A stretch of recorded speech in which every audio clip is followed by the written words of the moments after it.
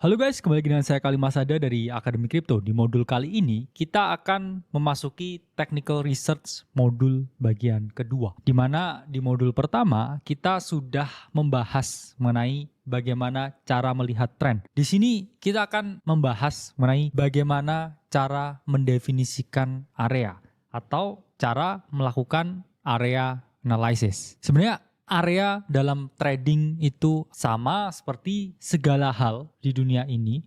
Ini ada area tertentu di mana kita harus melakukan sesuatu.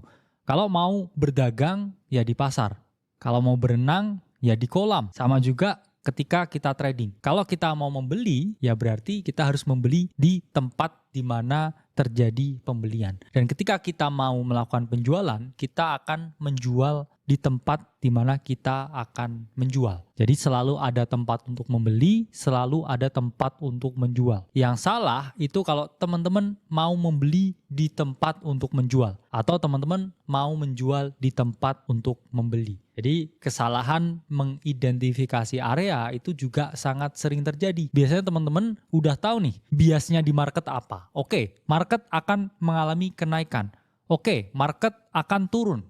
Tapi teman-teman nggak tahu kalau naik belinya di mana, kalau turun jualnya di mana. Jadi di sini area analysis ini bisa teman-teman lakukan untuk teman-teman tidak salah kamar, tidak salah tempat. Karena di market yang penting bukan hanya ketika masuk tapi juga ketika keluar. Jangan sampai teman-teman ini bisa masuknya tapi nggak tahu keluarnya di mana. Ya itu sama analoginya kayak teman-teman ini masuk perguruan tinggi bisa nih, tapi nggak bisa lulus karena nggak tahu keluarnya di mana. Jadi di market teman-teman harus pahami ada area untuk membeli, ada area untuk menjual. Sebenarnya untuk apa sih kita mempelajari area analysis? Pertama, kita harus tahu di mana kita harus membeli, di mana harus menjual. Terutama ketika teman-teman di sini trading di market derivatif. Kalau teman-teman ini di area pembelian, ini melakukan short sell yang ada, harga ini mantul dan teman-teman terlikuidasi. Begitu juga sebaliknya. Kalau ini di area penjualan, terus teman-teman mau long di atas, di tempat orang menjual, yang ada harga ini turun. Dan teman-teman juga bisa terlikuidasi juga. Selanjutnya, fungsi dari melakukan area analysis ini untuk mengetahui kita taruh stop loss di mana. Jadi ini ada area pembelian nih. Terus kemudian kita entry di sini. Berarti stop loss itu selalu di bawah area pembelian. Karena ketika di sini ya kita membeli, terus kita nggak tahu nih stop lossnya di mana ya. Karena stop loss itu selalu di bawah area pembelian. Stop loss itu apa artinya? Stop loss itu adalah invalidasi. Yang mana ketika trading plan yang kita buat, misalkan mau membeli, terus kemudian harganya masih turun lagi ternyata. Kita melakukan yang namanya stop loss atau cut loss posisi kita, di mana itu melindungi aset kita dari penurunan yang lebih dalam lagi. Jadi cut loss, stop loss ini sangat penting untuk dilakukan ketika teman-teman ini trading, untuk para trader, untuk portofolio trading yang kita miliki. Jadi ingat ya, portofolio untuk trading dan portofolio untuk investing itu harus selalu berbeda. Karena kalau ini sama ya, di dalam akun yang sama, ini kita akan bingung ya, oke ini untuk trading, oke ini untuk investing. Oh investasi saya lagi naik nih, oh tapi posisi trading saya lagi loss. Sehingga kalau itu di satu tempat yang sama, itu akan menjadi all over the place. Atau teman-teman kebingungan nih, wah ini naik nih bagian ini, wah ini turun nih bagian ini. Sehingga kebingungan tersebut akan menimbulkan kerancuan dan teman-teman tidak bisa tracking secara objektif portofolio yang teman-teman miliki. Ketiga, teman-teman tahu di mana harus melakukan take profit. Ingat ya, jangan tahu entry-nya doang, tapi nggak dikeluarin posisinya. Endingnya ya teman-teman tidak bisa merealisasikan profit yang teman-teman miliki. Jadinya ya unrealized profit, jadinya bisa berubah ke unrealized loss. Bahkan bisa jadi permanent loss.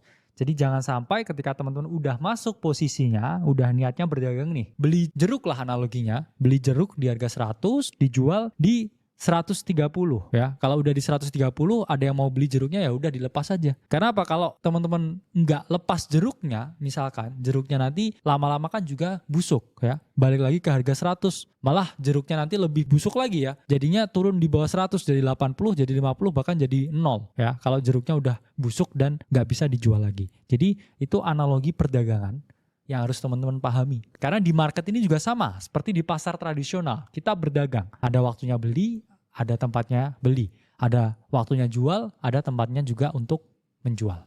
Nah, area dalam trading, tempat untuk membeli itu disebut juga sebagai support atau demand area atau area permintaan. Di mana ketika harga mendekati area pembelian atau area permintaan, yang ada harga ini mengalami pemantulan atau kenaikan. Kenapa? Karena juga namanya area pembelian. Jadi sebelum harga sampai di area pembelian, pembeli ini udah antri nih di sini untuk membeli barang tersebut. Jadi ketika dia mendekati area sini, harga itu mengalami pemantulan dan kecenderungan untuk mengalami kenaikan. Dan area penjualan ini juga disebut resistance atau supply area, ya. Di mana di sini sama ya, analoginya seperti area pembelian, tapi ini adalah area penjualan. Ketika harga mendekati titik ini, yang ada adalah adanya penolakan. Karena para penjual udah antri nih di sini ya. Harga mulai naik, penjual udah kumpul nih. Oke, saya mau jual, turun. Ya, naik dikit lagi. Yang penjual sebelumnya yang nggak dapat antrian jual, mereka jual lagi nih di sini ya, jual, terus habis itu harga mengalami penurunan karena tingginya tekanan jual. Nah, jadi ingat ya, area pembelian atau demand area atau support area itu adalah area di mana harga ini mengalami pemantulan. Di sini harga mendekati area beli, ya, pembeli antri, harga naik, ya. Kemudian harga masih di bawah turun lagi nih di sini. Terus para pembeli yang di sini nggak dapat antrian beli, mereka di sini beli lagi, ya. Kemudian harga mengalami kenaikan. Pembeli yang udah ngerasa ini nggak bakal turun lagi, mereka juga endingnya akan beli lagi di sini. Harga tambah naik lagi, orang lain FOMO, orang lain beli lagi. Sehingga ada yang beli di bawah, ada yang beli agak di atas. Dan itulah market, ya. Selalu ada yang beli lebih bawah dari kita. Dan itu juga nggak apa-apa. Endingnya yang penting, ya kalau kita belinya di sini, kita jual di sini tetap untung. Kalau kita belinya di sini, ya kita jual di sini, ini juga untung. Tapi kalau kita belinya lebih di bawah lagi, kita jual di yang paling atas, ya kita untungnya paling gede daripada yang beli di sini, daripada yang beli di sini, daripada yang beli di sini. Dan itu adalah yang namanya risk and reward, ya. Beli di mana untungnya berapa, jual di mana untungnya berapa juga. Itu harus teman-teman pahami. Dan selanjutnya resistance atau supply area, ini adalah area penjualan. Harga mendekati sini ya turun karena ada yang jual. Kemudian di sini mulai naik lagi nih. Orang yang udah jual di sini antri sebelumnya, ini mereka jualan ya. Akhirnya jual dan harga mengalami penurunan karena tingginya tekanan jual di resistance atau di area jualnya ini. Dan yang saya ungkapkan tadi benar ya. Kalau teman-teman mau buy, mau long, mau buka posisi yang naik, tapi di area resistance, di area jual, yang ada teman-teman terlikuidasi. Ya masa di sini kamu mau beli, ya di sini kan tempatnya jual. Jangan kamu beli di sini. Itu sama aja kayak kamu pakai baju panjang ke pantai. Apa yang terjadi? Kamu akan kepanasan. Sama juga seperti kamu pakai celana pendek ke kutub utara. Yang ada kamu adalah kedinginan di sana. Jadi kamu harus tahu di mana kamu harus ngapain. Kalau nggak tahu di mana harus ngapain, ya pelajarin. Ini tempat untuk membeli, ini tempat untuk menjual. Jangan sampai salah kamar. Nah, untuk mempelajari tentang area, supaya kita nggak salah kamar, nggak salah masuk ruangan, bisa keluar, ini ada beberapa area analysis yang bisa teman-teman lakukan. Pertama, teman-teman bisa menggunakan horizontal lines. Kedua, bisa menggunakan trend line. Ketiga, bisa menggunakan indicators. Keempat, bisa menggunakan pivot. Dan yang terakhir, menggunakan harmonic atau Fibonacci. Pertama, horizontal lines atau garis horizontal. Di mana ini adalah jenis area analysis yang paling umum. Tools, alat yang paling sering teman-teman gunakan. Di mana ketika kita menggunakan horizontal line, ini ada dua opsi. Ya, garis horizontal yang sifatnya ini satu garis seperti ini, atau yang kita melakukan blocking. Di sini adalah rectangle, horizontal line. Jadi kita blocking di sini, agak tebal. Sifatnya dia nggak hanya satu garis di sini, ya, tapi ada dua garis seperti ini. Di mana di sini kita blockingnya seperti kita memblocking suatu area, ya, area dua dimensi di sini. Di mana horizontal line ini bisa kita buat gambar support, bisa kita gambar resistance. Bisa kita gambar area beli, bisa kita gambar area jual. Nah, ini contoh ya penggunaan regular horizontal line, di mana kalau ini hanya satu garis seperti ini, Ya ini hanya cover di sini. Tapi area titik harga yang di sini ini tidak bisa tercover. Karena kan ini sifatnya hanya satu garis. Tapi kalau kita menggunakan rectangle horizontal line seperti ini, sifatnya blocking, ini nggak hanya satu garis. Tapi ini juga bisa dua garis. Ya. Jadi sifatnya dua dimensi, nggak hanya cover area yang di sini. Ya mungkin area yang di sini kalau kita lebih lebarkan lagi rectangle-nya, ini juga bisa ke cover. Jadi di sini teman-teman bisa ya melihat penggunaan horizontal line. Ada kecenderungan yang mana ketika kita menggunakan rectangle, areanya ini lebih lebar. Karena kan ini nggak hanya satu garis aja, nggak hanya satu line aja. Tapi ini ada areanya ya. Berarti ini menunjukkan bouncing harga ini bisa berada di antara ya. Di antara titik ini, di antara titik ini, di antara titik ini.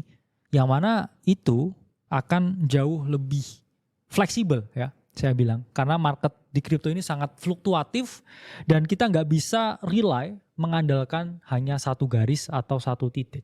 Itulah mengapa blocking membuat area dua dimensi atau rectangle horizontal line ini jauh lebih preferable daripada kita hanya bergantung kepada satu garis aja. Nah, kedua, kita bisa menggunakan trend line sebagai area of value. Ingat teman-teman, tadi kita sudah ajarin cara menggunakan trend line ini untuk mengidentifikasi trend. Jadi di sini trend line ini bukan hanya untuk melihat ini apakah lagi bullish, apakah lagi bearish, tapi trend line yang uptrend ini bisa acting as support. Apa maksudnya? Karena kalau kita lihat harga ini ketika mendekati bullish trend line ini selalu mengalami pemantulan. Mendekati bullish trend line ini mengalami pemantulan. Mendekati bullish trend line ini mengalami pemantulan lagi. Ini menunjukkan bahwa trend line bisa acting as a support atau trend line ini bisa bekerja sebagai area pembelian. Begitu juga sebaliknya. Trend line bisa acting as resistance. Apa maksudnya? Ya, kalau harga ini lagi downtrend, setiap kali dia mendekati trend line, dia mengalami yang namanya penolakan. Mendekati trend line, mengalami penolakan lagi. Mendekati trend line, mengalami penolakan lagi. Ini menunjukkan trend line bisa acting as resistance. Trend line ini bisa menjadi area jual. Sehingga ketika harga ini mendekati area trend line, para penjual ini antri untuk jual. Mendekati trend line lagi, ada yang antri untuk short sell. Mendekati resistance lagi, ada yang mau take profit, dan lain sebagainya.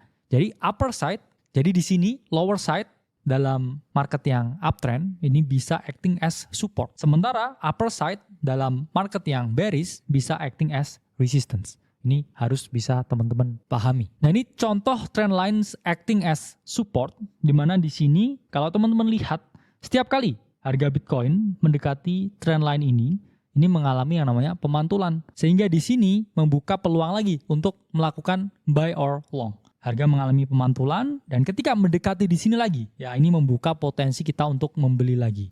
Bisa kita lihat trend line itu juga bisa bekerja sebagai support, bekerja sebagai area pembelian. Kenapa? Karena setiap kali harga ini bergerak ke bawah di sini, harga ini mengalami yang namanya pemantulan. Nah, selanjutnya ini contoh trend line acting as resistance, di mana setiap kali harga mendekati area sini, ini mengalami penurunan, ya, mendekati sini lagi mengalami penurunan, mendekati sini lagi ya mengalami penurunan. Ini menunjukkan bahwa harga ini bisa acting as resistance ya. Harga ini bisa dijadikan tempat untuk menjual. Harga ini bisa dijadikan tempat untuk short sell. Trend line ini berarti bisa dijadikan area untuk menjual. Trend line ini bisa dijadikan untuk melakukan sell short. Trend line ini juga bisa dijadikan area untuk melakukan take profit atau pengambilan profit dari posisi pembelian. Ketiga, indicators juga bisa acting sebagai area of value. Indicators juga bisa dijadikan area support dan juga area resistance. Di mana ini disebut juga dengan dynamic support and dynamic resistance. Karena ada kecenderungan nih ya teman-teman, harga dari aset kripto ini memiliki fluktuasi yang sangat tinggi. Naik turunnya nggak ngotak kalau kata anak zaman sekarang ya. Karena fluktuasi yang tinggi, berarti kita membutuhkan alat yang dinamis. Itulah mengapa kadangkala indikator ini bisa bekerja dengan sangat baik di market kripto sebagai support dan juga sebagai resistance. Saya suka menggunakan kombinasi 13 and 21 EMA. Apa itu EMA? EMA itu adalah exponential moving average. Moving average yang lebih eksponensial. Maksudnya ini moving average sama ya, merata-rata pergerakan harga, tapi dia lebih responsif. Saya suka menggunakan kombinasi 13 and 21, 13 dan 21, karena ini bisa acting as a money magnet. Bisa teman-teman lihat ya, ketika harga mendekati area money magnet, ini mengalami pemantulan. Ketika mendekati money magnet di antara 13 and 21 mengalami pemantulan, dan seterusnya. Selanjutnya Bollinger Band, 2-in-1 indicators trend dan juga indicators untuk oscillator. Bisa teman-teman lihat ya, every time dia mendekati area yang jenuh untuk dijual, ini mengalami kenaikan ya, jenuh beli turun. Berarti kita bisa menggunakan area jenuh jual ini sebagai area untuk beli, sebagai support. Dan kita juga bisa menggunakan resistance ini sebagai area jualnya. Dan seterusnya. Ini bisa jadi area beli, ini bisa jadi area jual. Jadi Bollinger Band juga bisa kita jadikan ya untuk mengidentifikasi support dan resistance yang dinamis. Terakhir, udah saya jelaskan di modul sebelumnya, super trend ini juga bisa acting as a support ya. Setiap kali harga mendekati area hijau di super trend, ini harga mengalami pemantulan.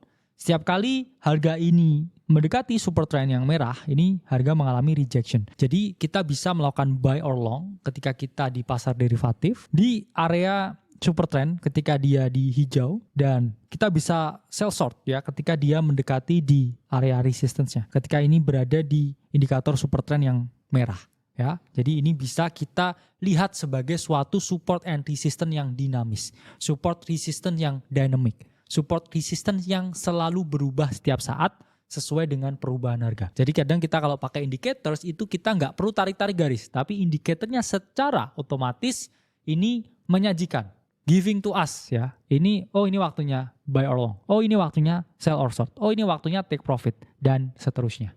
Nah selanjutnya kita bisa mengidentifikasi area ini dengan melihat pivot. Apa ini pivot? Ya pivot itu adalah teknik yang bisa teman-teman pakai untuk menentukan area support atau resistance, untuk menentukan area of value-nya. Pivot ini memiliki kalkulasi harga tertinggi periode sebelumnya, ditambah harga terendah periode sebelumnya, ditambah harga penutupan periode sebelumnya, dan dibagi 3.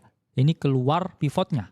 Ini ada banyak bentuk pivot, bisa divisualisasikan dalam titik, ada juga yang divisualisasikan dalam garis. Ini pivot yang berbentuk dot atau berbentuk titik, di mana di sini bisa teman-teman lihat ya, setiap kali dia ada di area yang merah ya, ini adalah chance ya untuk membeli ya, karena bisa dijadikan support. Sementara ketika dia ada di area yang hijau dotnya, ini area untuk menjual karena bisa acting as resistance. Ini adalah pivot yang berbentuk dot. Ini juga ada pivot yang berbentuk levels, jadi teman-teman bisa cek di berbagai trading platform yang teman-teman gunakan. Di sini kita gunakan TradingView ya, itu aplikasinya gratis. Sekali lagi ya, nggak terafiliasi dengan TradingView, bisa teman-teman pakai. Nah di sini secara otomatis digambar pivotnya, sehingga kita tahu ya, karena ini trading algorithm itu sekarang tuh semakin canggih. Ya ini kan kita nggak perlu garis-garis lagi ya, kita bisa menggunakan algo ya untuk menentukan pivot, untuk kita menentukan area of value, menentukan levels di mana kita harus membeli dan juga di mana kita harus menjual. Ya, step kelima adalah menggunakan harmonic support and resistance ya. Harmonic support and resistance itu adalah area of value, support and resistance yang dibentuk oleh bilangan Fibonacci. Jadi bilangan Fibonacci itu adalah bilangan tertentu dalam matematika yang mana sering digunakan dan dipelajari kecenderungannya ketika kita trading. Jadi Fibonacci atau harmonik ini memang nggak hanya diterapkan di trading, tapi diterapkan di berbagai hal lain. Kadang kita terapkan ini tuh di astronomi, kita terapkan ini di biologi, dan berbagai cabang ilmu yang lain.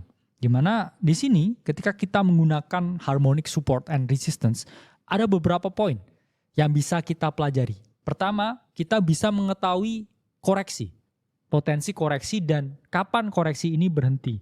Kemudian kedua, kita juga bisa mengetahui titik atas harga ya, ketika harga ini menembus fase price discovery atau menembus atas all time high ya. Jadi udah ada nih harga sebelumnya, terus ketembus all time high-nya. Terus kita bingung ini menentukan di mana potensi harga ini bergerak selanjutnya. Yaitu kita bisa menggunakan harmonic resistance, di mana kita bisa tracking harga yang mengalami fase price discovery untuk kita menentukan titik jual setelah dia tembus di atas all time high-nya. Dan ketiga, kita bisa menentukan target profit dan stop loss. Ya, ini fungsi dari harmonic support and resistance. Jadi Fibonacci sendiri ya, pengertiannya ini adalah urutan bilangan yang diciptakan oleh Leonardo Pisano di tahun 1250, yang mana ini dasarnya atau core-nya itu adalah sistem bilangan Hindu Arab. Jadi Fibonacci merupakan angka yang diperoleh dari penjumlahan dua angka terdahulu. Jadi untuk menentukan bilangan selanjutnya, kita hanya perlu menjumlahkan ya dua angka awal. Ya. Dua angka awal dijumlah, ketemu bilangan Fibonacci selanjutnya. Sama seperti ini ya, urutan bilangan Fibonacci, 0, 1, 0 ditambah 1 sama dengan 1, 1 tambah 1 sama dengan 2, 1 tambah 2 sama dengan 3, 2 tambah 3 sama dengan 5, dan seterusnya. Jadi kita bisa menghitung bilangan Fibonacci dengan menjumlahkan dua bilangan awalnya. Nah, ini adalah keajaiban Fibonacci yang pertama. Ketika kita membagi angka Fibonacci dengan angka yang sebelumnya, ini akan ketemu rasio yang sama. Jadi misalkan kita membagi 34 dibagi 21 atau 55 dibagi 34, 89 dibagi 55, 144 dibagi 89, ini akan keluar satu angka yang sama, yaitu 1,618. Inilah rasio yang kita gunakan banyak untuk berbagai kebutuhan trading dan juga investing. Jadi ketika menerapkan Fibonacci, selalu ingat rasio 1618-nya, karena itu adalah kuncinya. Dan keajaiban kedua, yaitu adalah ketika kita membagi angka yang sekarang dengan angka selanjutnya pada angka manapun di Fibonacci, ini keluar rasio yang sama. Rasionya itu adalah 0,618. Jadi yang harus diperhatikan bukan hanya 1,618 tapi juga 0,618. Dua rasio ini adalah kunci yang mana teman-teman harus perhatikan. Ketika teman-teman trading, ketika teman-teman investasi, ketika teman-teman mengidentifikasi area tertentu, itu selalu keluar rasio 0618 dan 1618. Nah, ini contoh fungsi dari Fibonacci untuk menentukan titik retracement. Jadi ingat ya teman-teman, pasar itu adalah kumpulan dari titik harga. Ini ada titik bawah atau titik low, ini ada titik high atau titik tinggi. Dan ketika kita mengidentifikasi dari titik low ke high, ini kan dia akan selalu mengalami koreksi di market yang efisien. Ini untuk mencari ya retracement-nya, ini teman-teman bisa pakai tools Fibonacci apapun di berbagai trading platform yang teman-teman miliki, dan teman-teman tarik dari titik low ke titik high-nya. Ini pasti ya akan muncul rasio seperti ini. Jadi rasio ini adalah rasio 0,5 sampai 0,618. Ini adalah golden pocket Fibonacci atau area di mana harga ini memiliki kecenderungan mengalami pemantulan. Jadi bisa teman-teman lihat ya, ketika harga mendekati area sini, ini dia mengalami yang namanya pemantulan. Ketika dia mendekati golden pocket Fibonacci, dia mengalami pemantulan. Bisa teman-teman lihat ya, kecenderungannya antara 0,5 sampai 0,618 ini adalah area di mana harga ini memiliki kecenderungan untuk mengalami kenaikan dan berhenti koreksi. Jadi harga ya naik, terus habis itu turun nih. Ini di mana selesai koreksinya? Itu hampir 80% itu selalu berakhir atau berhenti di golden pocket Fibonacci-nya. Jadi sangat penting kita bisa menentukan dan mengidentifikasi di mana kira-kira golden pocket Fibonacci-nya.